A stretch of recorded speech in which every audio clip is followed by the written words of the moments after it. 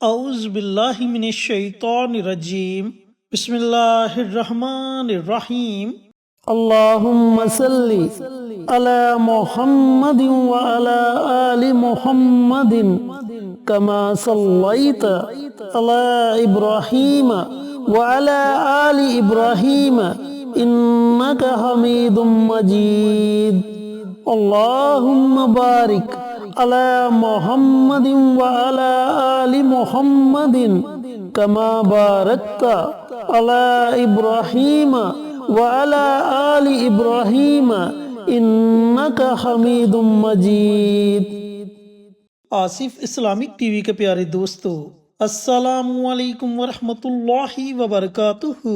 میرے دوستو، میرے بھائیوں، میری بہنوں، آج میں آپ کے ساتھ 3 بڑی ہی طاقتور دعائیں شیئر کروں گا۔ یہ دعائیں خاص طور پر اللہ رب العزت کو راضی کرنے کے لیے ہیں۔ دوستو، ایک بات ہمیشہ یاد رکھیں کہ جب تک اللہ ہم سے راضی نہیں ہوگا، ہمیں کسی بھی کام میں کامیابی نہیں مل سکتی۔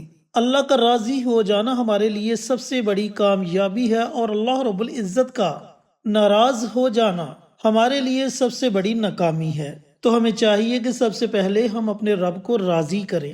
اب رب کو راضی کرنے کے بہت سے طریقہ کار ہیں، لیکن یہ 3 خاص دعائیں جو آپ کو بتاؤں گا، جب آپ سچے دل سے انہیں پڑھ کر اللہ تعالیٰ کے آگے اپنے گناہوں کی معافی مانگو گے، اللہ تعالیٰ کے آگے توبہ استغفار کرو گے، تو یقیناً اللہ تعالیٰ آپ کے تمام گناہوں کو معاف کر دے گا۔ اس کے بعد آپ اللہ تعالیٰ کے سامنے اپنی حاجات رکھ دیں، اپنی پریشانیاں رکھ دیں، اپنی مشکلات رکھ دیں۔ اللہ تعالیٰ آپ کی تمام جائز حاجات کو پورا فرمائے گا، آپ کی پریشانیاں بھی ختم ہو جائیں گی، اور اللہ تعالیٰ کی رحمت آپ کی طرف متوجہ ہو جائے گی۔ چینل پر نئے آنے والے تمام دوستوں سے گزارش ہے کہ چینل کو سبسکرائب کر کے ساتھ گھنٹی کے بٹن کو دبا کر آل نوٹیفیکیشن پر کلک کر دیں، تاکہ میری ہر نئی آنے والی ویڈیوز کی اپڈیٹ آپ تک بر وقت پہنچتی رہے۔ جزاک اللہ۔ تو دوستو، بھائیوں اور بہنوں، وہ کون سے 3 مبارک عمل ہیں، 3 مبارک دعائیں ہیں جنہیں آپ نے پڑھ کر اللہ تعالیٰ کو راضی کرنا ہے اور پھر اللہ سے اپنی حاجات کو پورا کروانا ہے۔ ان دعاؤں کو آپ نے پڑھنا کیسے ہے، پڑھنے کا طریقہ کار اچھی طرح سن لیں اور سمجھ لیں۔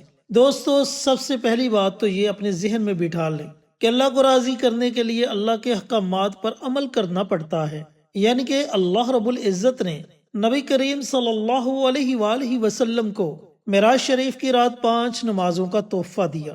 ذرا ہم اپنے ارد گرد دیکھیں یا اپنے اندر جھانک کر دیکھیں کہ ہم کتنی نمازوں کا اہتمام کرتے ہیں۔ پہلی کوشش تو یہ کرے کہ 5 وقت نماز بعد جماعت ادا کی جائے، اور اس کے ساتھ ساتھ اپنے ہمسایوں کے حقوق کا خیال رکھیں، اپنی زبان کو اپنے قابو میں رکھیں، اس سے کسی کی دل آزاری نہیں ہونی چاہیے۔ ان کی چھوٹی چھوٹی چیزیں جن پر عمل کرنا بہت ضروری ہے۔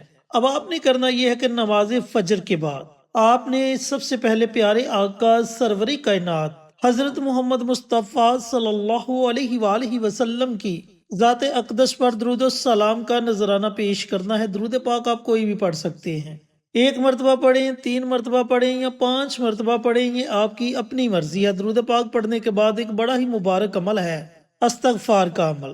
یہ استغفار کا عمل اتنا مبارک عمل ہے جو اللہ رب العزت کو سب سے زیادہ پسند ہے، اور اس کی فضیلت میں اپنی بارہا ویڈیوز میں آپ کے ساتھ شیئر کر چکا ہوں کہ جب بندے کو احساس ہوتا ہے کہ میں گناہوں کی دلدل میں ڈوب چکا ہوں، اور وہ پھر تنہائی میں بیٹھ کر اللہ تعالیٰ کے آگے روتا ہے، گڑ گڑاتا ہے، اپنے ندامت کے آنسو بہاتا ہے، تو اس کی آنکھ سے گرا ہوا ایک آنسو جہنم کی آگ کو ٹھنڈا کر دیتا ہے، جبکہ تمام ندی نالوں کا، تمام دریاؤں کا، تمام سمندروں کا پانی اکٹھا کر لیا جائے اور جہنم کی آگ پر پھینکا جائے تو وہ آگ بجھنے کی بجائے اور زیادہ بھڑک اٹھے گی۔ یہ استغفار کا عمل اور اللہ رب العزت کے ڈر سے آنکھ سے گرا ہوا آنسو اتنی طاقت رکھتا ہے، اور پھر جب بندہ گناہوں سے توبہ کرتا ہے تو اللہ تعالیٰ اس بندے کا ذکر فرشتوں کی محفل میں کرتا ہے۔ اللہ تعالیٰ فرماتا ہے کہ اے فرشتوں،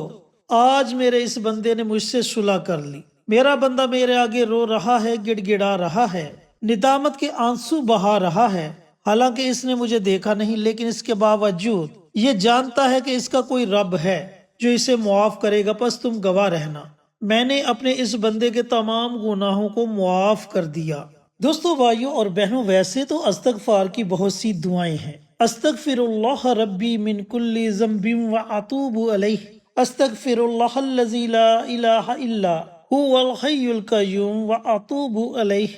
اس طرح استغفار کی اور بھی دعائیں ہیں۔ اللہم اغفر لی، اللہم اجرنی من النار، یعنی کہ یہ تمام دعائیں اللہ تعالیٰ سے معافی مانگنے کی دعائیں ہیں۔ تو ان دعاؤں میں سے اگر آپ کو کوئی بھی دعا آتی ہے تو آپ اس دعا کو صرف 100 مرتبہ پڑھنے کا معمول بنا لیں، اور بالفرض اگر آپ کو کوئی بھی دعا نہیں آتی تو آپ صرف اتنا پڑھ لیں، استغفر اللہ استغفر اللہ استغفر اللہ استغفر اللہ، 100 مرتبہ آپ نے اس دعا کو پڑھنا ہے۔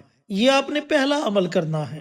دوستو، جو آپ نے دوسرا عمل کرنا ہے وہ عمل قرآن پاک کی ایک چھوٹی سی سورت مبارکہ سورت اخلاص کا عمل ہے۔ اب سورت اخلاص میں اللہ تعالیٰ کی حمد و ثنا بیان کی گئی ہے، اللہ تعالیٰ کی تعریف بیان کی گئی ہے، اور اس سورت کے بارے میں نبی کریم صلی اللہ علیہ وآلہ وسلم کا فرمان عالی شان ہے کہ اگر ایک مرتبہ بندہ سورت اخلاص کی تلاوت کر لے تو اللہ تعالیٰ 1/3 قرآن پاک پڑھنے کا ثواب عطا فرماتا ہے، اور اگر 3 مرتبہ سورت اخلاص کی تلاوت کر لی جائے تو اللہ تعالیٰ اس کے نامہ اعمال میں ایک مکمل قرآن پاک پڑھنے کا ثواب لکھ دیتا ہے۔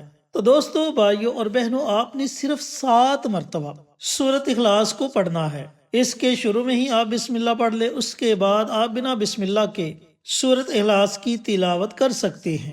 یہ آپ نے دوسرا عمل کرنا ہے۔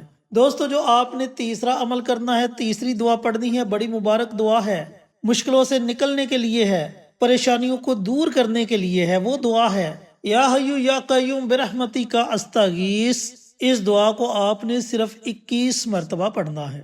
یہ آپ نے 3 دعائیں پڑھنی ہے۔ جب آپ یہ تینوں دعائیں پڑھ لیں، 100 مرتبہ استغفار کی دعا، 7 مرتبہ سورت اخلاص کی تلاوت، اور 21 مرتبہ یا حیو یا قیوم برحمتک استغیث، اس دعا کو پڑھ لیں، تو آخر میں آپ نے پھر نبی کریم صلی اللہ علیہ وآلہ وسلم کی ذات اقدس پر 1 مرتبہ درود پاک کا نذرانہ پیش کرنا ہے، اور اپنے ہاتھوں کو رب کائنات کی بارگاہ میں اٹھا لینا ہے، اپنے گناہوں کی معافی مانگے، اپنی حاجات کے لیے دعائیں طلب کرے، اپنی خواہشات کے لیے دعائیں طلب کرے۔ اللہ تعالیٰ آپ کو ضرور عطا فرمائے گا۔